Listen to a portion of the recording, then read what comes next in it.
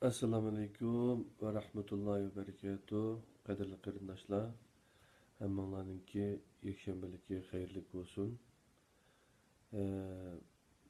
Bayatin biz sura najmni qilib o'tdik. Darsni birga o'rgandik.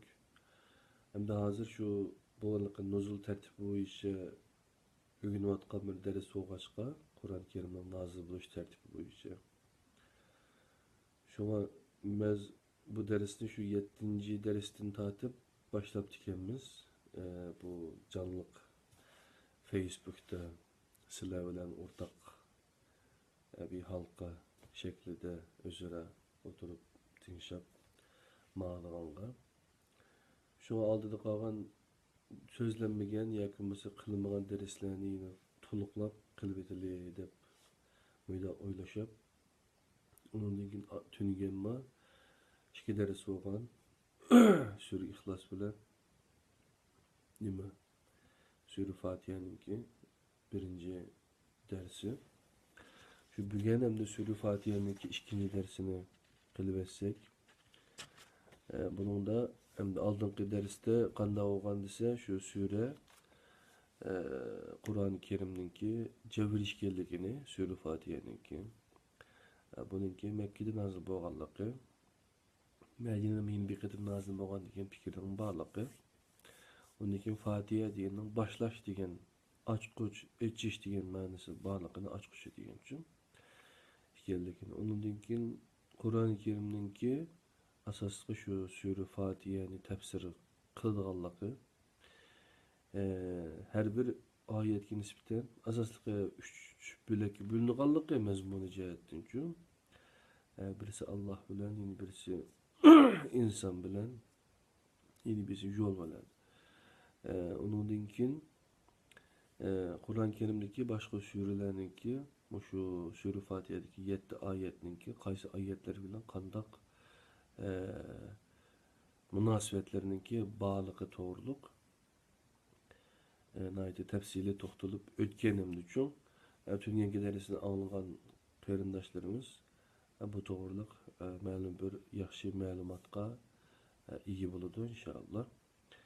Bundan keyin qarindoshlarim, bu sura Fatiha'ningki to'g'riliq so'zlangan darsni 3 ga bo'lib qilmasak bo'lmaydi ekan, bek ko'p ekan bu deb.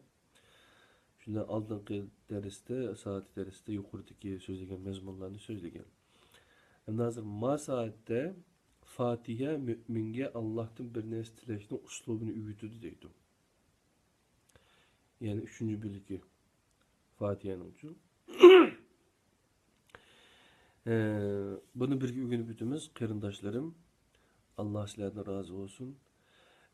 Hatta ama şu dersini anlab birinci benim günümdeki birinci saati tuncu işe mangan çağda ben şu dersi anlamadım.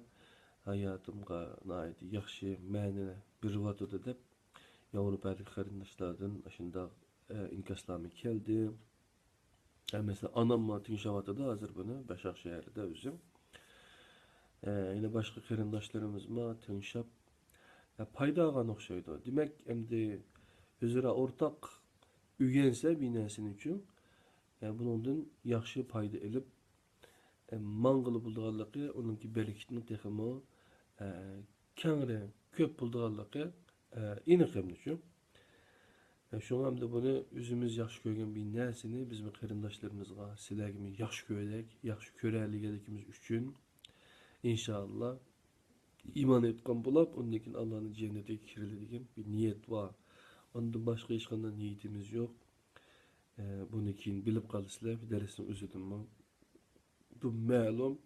Derste tinglab bakmay turib, onundan keyin suizan bilan o'zininki kaldasidagi zan, guman bilan shu gumanni haqiqatga aylantirib, onundan keyin uning ustidan boshqalarga baho bichadigan yoki bo'lmasa ko'z qarashini ifodalaydigan manda ish bu to'g'ri emas. Qur'oni Karimda Allah ular haqiqatga ishonadi, haqiqatga iymon etadi, zanga ergashmaydi deydi uchun. Şu zan biz üçün hakikat bulanmaydı. Şu zanni bilim bilen hakikat, hakiki bilim iki xil bilimler ikiye ayrıldı. Hakiki bilim, hakikat Allah'ınki vehisi, Kur'an-ı Kerim. Ondan başka bilimlerin hemmesi zan üstü kurulgan. Şuna hem biz zan boyunca bazı işlerini de kılmasak bombayla için. Fatiha dersinden özü kersek, Fatiha müminge Allah'tan bir neresi tileşinin uslubunu öğretmekte. Öyle bakın Allah bizni yarattı, yaratıp taşlap koymasın yani için bizge bir neresi tileşninki usulünü öğretip koyadı. Bazıda Koskamdakini taap, benden kanda tilesem bir telepaka dep şu, küçükülünem sen nime kısan kıl bir telepaka dep gitti o insan, bazı insanlar şu. Ama Allah anda demeylik ki, Allah ben seni yarattım deylik ki, ondaki yeni birisi kanda tileşin usul mu dep biriylik ki. Allah'tan tileş, yani dua, Resulullah'ın ifadesi asasen ibadetlerden negizidir. Cevheridir. Bu sebepten Rabbimiz Nebini eğer sizlerinin duayınla bolmasa Rabbim sizlerge perva kılmaydı deyişki buyurgan idi. Yani Allah'ım deydi o nurgun ayetlerde Udu'uni festecib lekum. Ama beni dua kılsanla ben icabat kılmayı. İcabet kılışının şertini duağa bağlaydı. O dua mı? Bizninki duayımız. Dua, bendenin Allah aldığındaki acizliğinin ikrarıdır. Dua, kalbinin Allah bilen kılgan diyalogudur. Dua, Allah bendeden en razı bolgan vakit, onun üzüge dua kılgan vaktidir. Çünkü Allah hemmige ve hemmi nersige yeterlik boğucudur. Bazıda üzgüm yeterlik emestir. Bendenin Allah'a boğan ibadeti bu hakikatini itiraf kılış bilen başlanır. Dua kılış özüge yeterlik bolmaganlığını itiraf kılışının en yaxşı üslubudur. Demisimi şiriknin yani bir iniqlemesi insanın özünü özüge yeterlik dep karşıdır. Şiriknin yeni bir ifadesi şu ki. Şu an biz Allah'a yelenip yalvarıp turmasak, özümüzü belki işinip kessek, o çağda işten çatak çıkıdı diyen gibi. Birinci, Allah'tan tileş üslubu birbiri bilen zic bağlangan halkalardan teşkil tapıdı. Birinci, Allah'tan tileşinin birinci halkasını hamid teşkil kılıdı. İkinci, Allah'tan tileşinin ikinci halkasını Allah'ın alemlerin Rabbi işkerlikini biliş teşkil kılıdı. Üçüncü, Allah'tan tileş üslubunun üçüncü halkası Allah'ın Rahman ve Rahim işkerlikini biliştir. Allah'tan tileş üslubunun dördüncü halkası Allah'ın hesap gününün ilgisi işkerlikini biliştir. Beşinci halkası Allah'tan tileş üslubunun beşinci halkası ibadetini fakat Allah'a has kılıştır. Altıncı halkası duanı fakat Allah'a has kılıştır. Yedinci halkası Allah'ın biz üçün halığını bizning özümüz üçün halışımızdır. Depti kırındaşlar, mene Sydney'den, enimeden Avustralya'dan kırındışımız Mahmut yakında doktor oldu. Bu kırındışı bizime kiripti mene. Yekşemelikin hayırlık olsun adaş. O tarafta yekşeme başlanıp gitti ha. Demek bizge Allah subhanahu wa ta'ala dua kılışının yolunu güdüdüken almaz gülüp kardeşime bakken Allah sizden razı olsun. Allah'tan tileşinin birinci halkasını hamid teşkil kılıdım. Hamid şükür, medihiye, sana, tazimini öz çıkardım. Kişi Allah'tan bir narsa tilashdan burun hamma deytish kerak. Yani bu orqali tüvendik haqiqatlarni itiraf qilgan bo'ladi. Birinchi, ya bo'ladi. Tilimisanmi bergan cheksiz ne'matlaringni unutmadim. Oldinla bergan ne'matlaring uchun sana minnat va shukr aytaman. Tilashga yuzim bo'lmasimi, sendan yangi narsalarni so'rayman. Sendan bu narsani tilashim, uni tilash haqqim bo'lganligi uchun emas, balki sening cheksiz iltifotingga muhtoj bo'lganligim uchundir. Sendan tilganlarimni bersangmi, bermasangmi, sana muhtoj. Qarz ekanligimni bilaman va bu sababdan Jimi hamdni sana aytaman. Men sana hamd aytmagan taqdirdimi? Kainatdagi jimi mavjudiyat öz tili bilan sana faqat sanala hamd aytmoqda. Men sana hamd aytmagan taqdirdimi? Men aytgan hamd kainatdagi mavjudiyat aytgan hamdga qaraganda yo'q hisobda. Lekin mening sana hamd aytishim menga qimmat qo'shmoqda. Şuna sen mening hamd aytishimdan bihojatsan. Lekin mening sana hamd aytishga ehtiyojim bor. Senden g'ayriga hamd aytolmayman. Bunda qilg'uchilar bo'lgan taqdirdimi, jimi hamdlar oxiri yana sana qaytadi. Seni ko'rishdi, senda qaror topadi. Alemlerning jimi hamdning sana xos ekanligini bilaman. Çünkü sen alemlerning Rabbi. Men o alemlerin içindeki bir alem. Sana hamd aytish orqali senin mening Rabbim ekanligingni itiraf qilaman. Allah'a hamd aytish, Allah'ni madilash va uningga sana aytishdir. Allah'ni madilash, Allah maqtaganni maqtashdir. Allah'a hamd aytish, Allah maqtamaganni maqtamaslikdir. Allah'a hamd aytish, Allah maqtaganni maqtash, o çekliginden yiroq turishdir. Eğer bunun aksici bo'lsa, meyli o etdigenden keşkişçe tili bilen hamd aytsin, tilidikini hareketi bilen yalanga chiqargan bo'ladi. Allah yaxshi ko'rganni yaxshi ko'rish, yomon ko'rganni yomon ko'rishning o'zimi Allah'a hamd aytganlikdir. Allah ulug'langanni ulug'lash, Allah har ko'rganni har ko'rishning o'zimi Allah'a hamd aytganlikdir debdi. Bu Allah'tan tilashning birinchi halqasi hamd tashkil qildi debdi. Shu hamdning qanday bo'lganligini debdi. İkincisi de Allah'tan tilashning ikkinchi halqasini Allah'ның alemlerin Rabbi ekanligini bilish tashkil topdi debdi.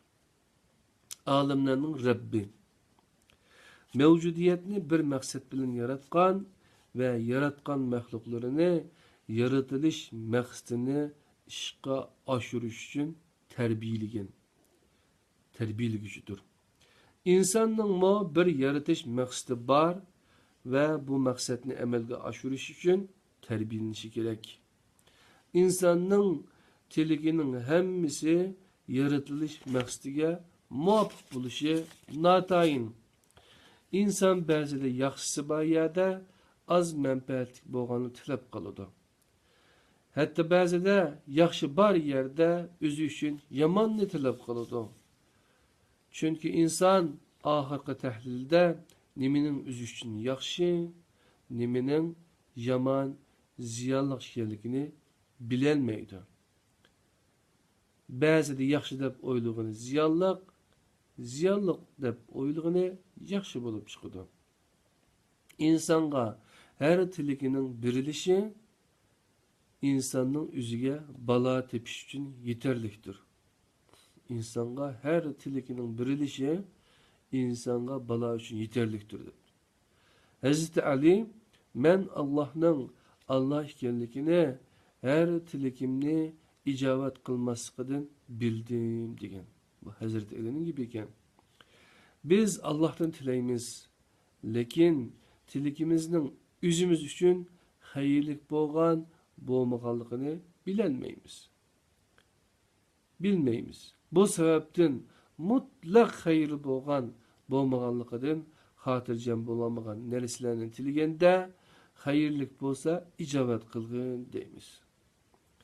Bu tileşteki bir edeptir. Allah ba'zida tilkimizni icabet kılıdı, ba'zida icabet mi kılmaydı. İcabet kılmaganda bunun biz üçün yaxşılıq ikiligi işinimiz. Alemlerinin Rabbige hamd etiş bilen duani başlashimizning bizga azlatadigan haqiqatlardan birisi: "Ey Rabbim, sen tiligimni icabet qilsangmi, qilmasangmi, hamdim sana xosdir. Agar icabet qilsang, shukr qilaman va shukrimni oshiraman. Agar icabet qilmasang, yo'qlik xayrlik ekan" deb hamd eytiman ve hamdimni oshiraman. Chunki tiligimning men uchun xayrlik bo'lmaganligini har doim men bilolmayman. Men ko'z oldimdagi parchanilam ko'raman. Sen bir bütün gevdini ko'rasan. Faqat parchani ko'rishga qodir bo'lg'uchining qilishga tegishli ishi bütünni ko'rib yetkuchiga teslim bo'lishdir. Onunğa ishni havola qilishdir. Men sana arzularimda teslim bo'ldim. Arzu qilgan her narsamning men uchun xayrlik emasligini bilaman. Bundaq bo'lgan ekan, ey olamlarning Rabbi, xayrni mening arzuyum qilgin.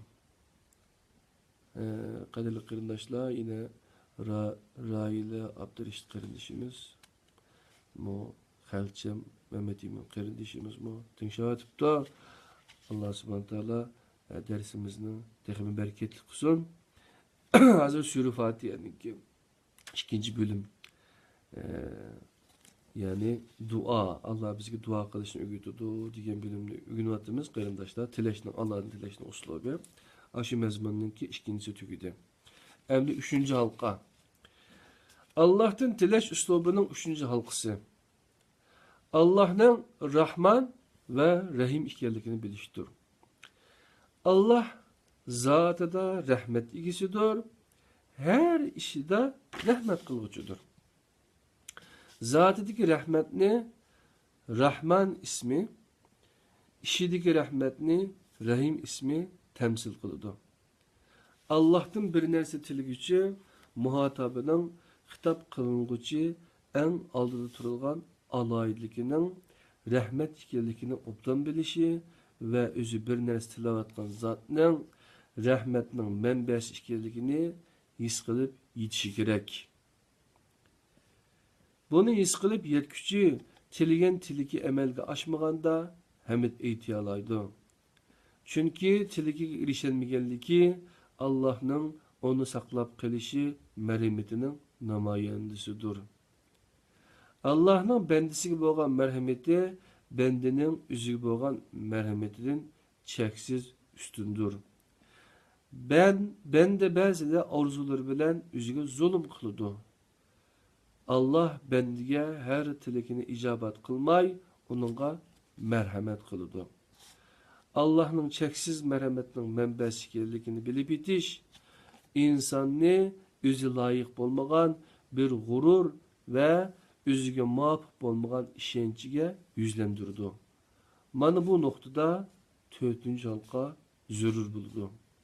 3. halqadagi Allah'ın Rahman Rahim sifati.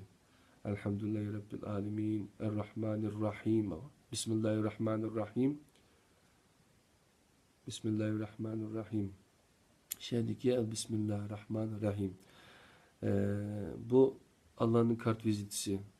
İsim kartoşkusu. Bunun da Rahman ve Rahim hikayedeki yazılgan. Yani şuna alıqı biz Allah'ını qancha yaxshi bilgen siri biz onunla hakiki iştin, onunla yülengen halette, işengen halette, imanımızma tolup taşkan halette onunla tiliyeleyimiz.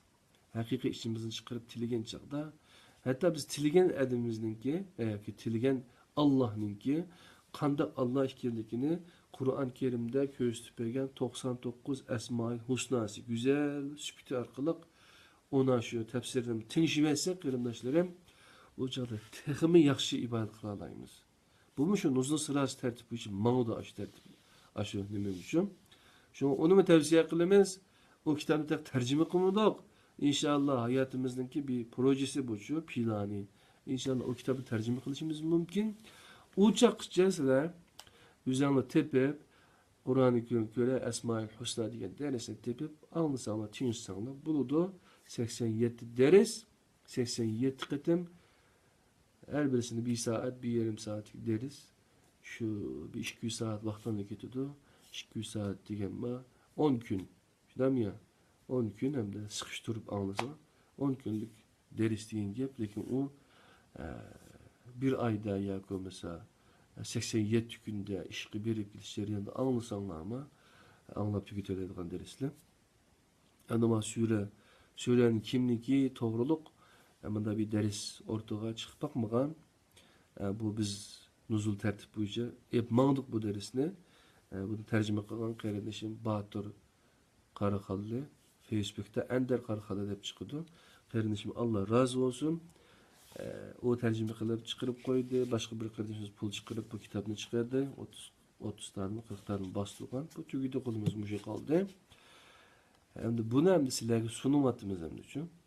Bunu ben sunuşlu ben vesile oldum. Tercümesi başkası mesele oldu. Bu kitapta başka birisi yazıp koydu. Onun yazışı ama şu Kur'an-ı Kerim vesile oldu. Peygamber sallallahu aleyhi ve sellem Allah'ın elçisi vesile oldu diyecekti. Silahı tinçdinler. İnşallah duayınla icabet olup kalsa hayatınla tekrar güzel malsa o çağda biz kalbimizden hoş. Dördüncü, Allah'ın dileş üslubunun 4. halkası. Allah'ın hesap gününün ilgisi işkerliğini biliştir deydi. Din günü deyin, kariz günüdür. O günü bendeler Allah'a boğan karizini kaytırganlık için kariz günü deyip atalgan. O günü bendeler işçiden Allah'a karizler işkerliğini inkar kıganlar, şeytanlaşkan, nemrutlaşkan, pirevelleşkenlermi karizini itiraf kıganlığı, inkar kılmaganlık için kariz günü deyildi.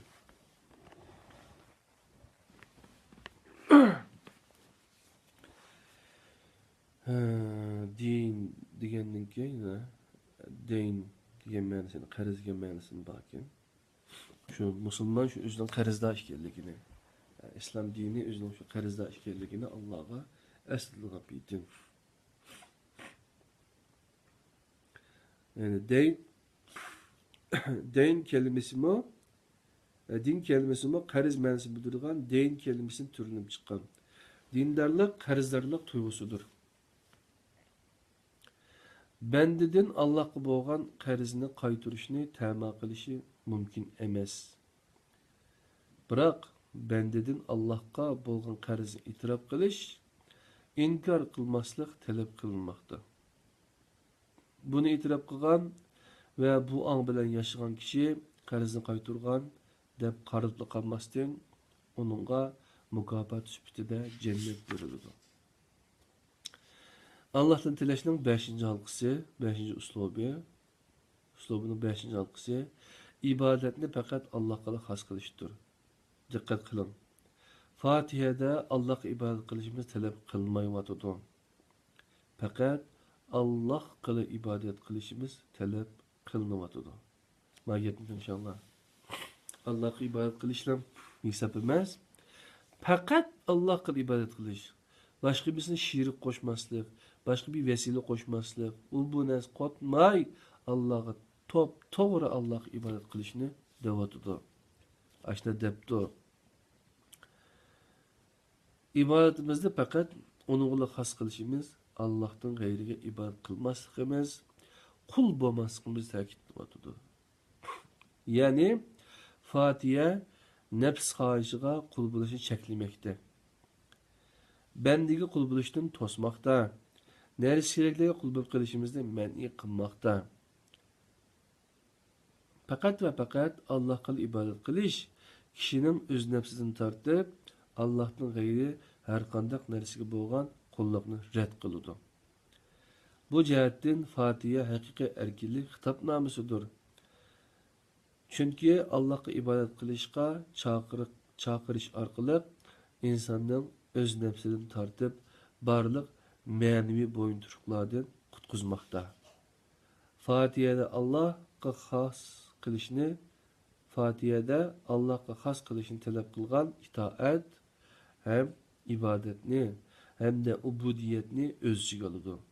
İbadet Allah razı bo'lganni ado qilishdir. Ubudiyat Allohning qilganlaridan razı bo'lishdir.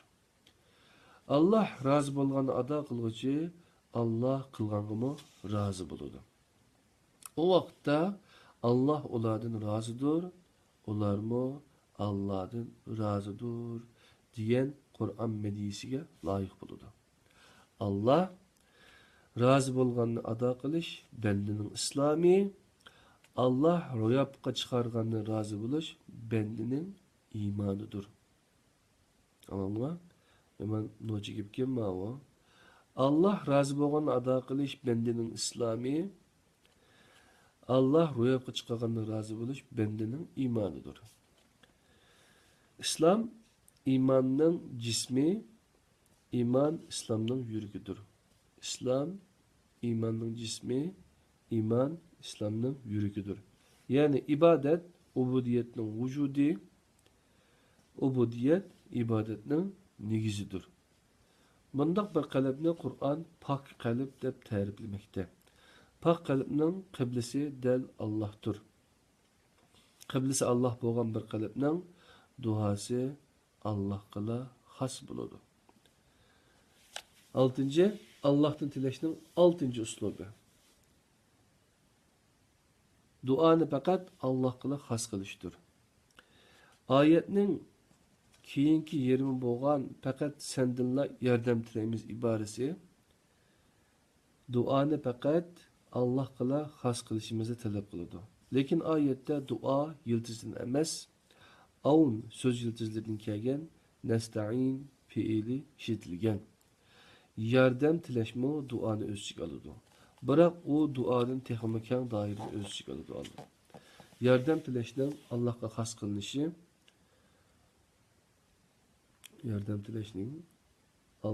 xos qilinishi, tunji muhatoblar bo'lgan Makka mushriklaridan tortib shirik patqanlarning ezib ketishga başlagan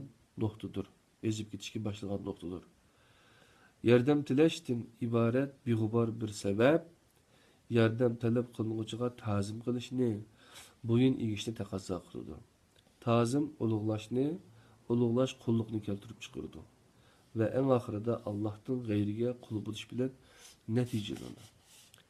Fatiha Allohga duo qilish emas, duoni faqat Allohga qilishni, xos qilishni o'rgatadi. Duoni Allohga xos qilmoqchining qalbining qiblisi egib ketgan bo'ladi. Duoni Allohga xos qilmaslikning namoyandlaridan birisi o'zi bilan Alloh orasiga vosita qo'yishdir. Fatiha bu nasihati orqali barliq vositachi fikrlarni inson zihni qalbidan chiqarib tashlashni maqsad qiladi.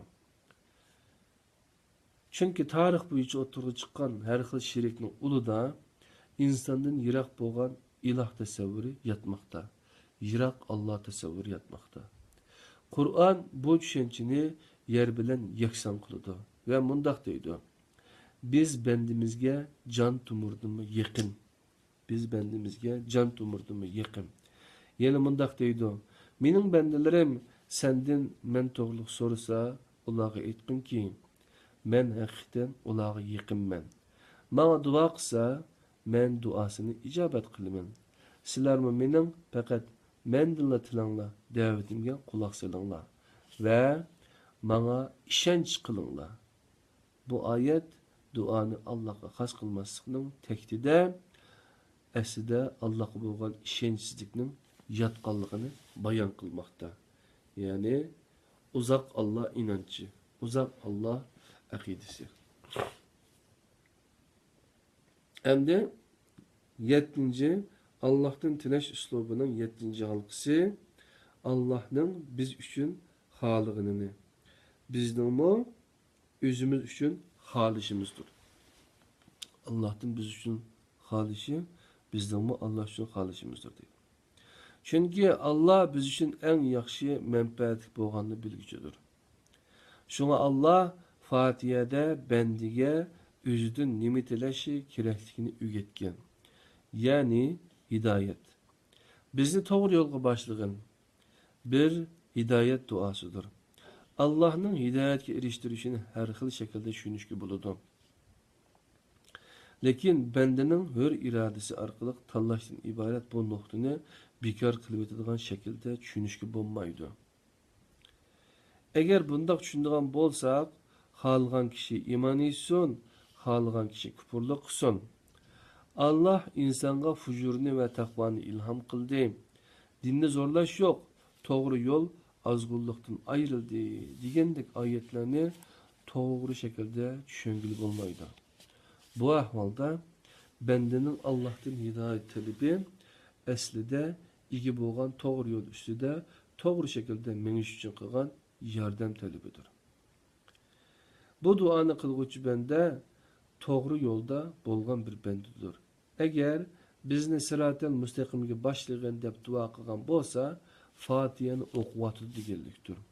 Fatiha'nı okuvatkan bolsa veygi işini digenliktir. Veygi işengen bolsa hidayetine kolu tutuvatı digenliktir. Demisim o Fatiha'daki hidayet talebige Mushafta bu sürünün arkasında urunalgan Bekara sürüsünün 2. ayeti bilen cevap verilgen. Elif, Lam, Mim. Bu kitapta, yeni Kur'an'da hiç şek yok. O takvadarlığa yetekçidir. Yani Kur'an'da şek kıldığınlar var. Kur'an için şek kılıp durup başka nersede şek yok deydik Allah var. Yani bununla Kur'an Sure Fatiha'nın özü cevap kim? Şundak. Allah'ın hidayeti vahiy şeklinde yeni bir katım namayan oldu. Çünkü akıl Allah tarafından insanın içine yerleştirilgen hidayet yetekçisidir.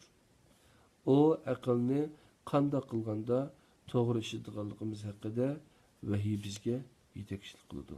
Şuna biz akılga tapmayımız, akılga tapodu bulaşıyor.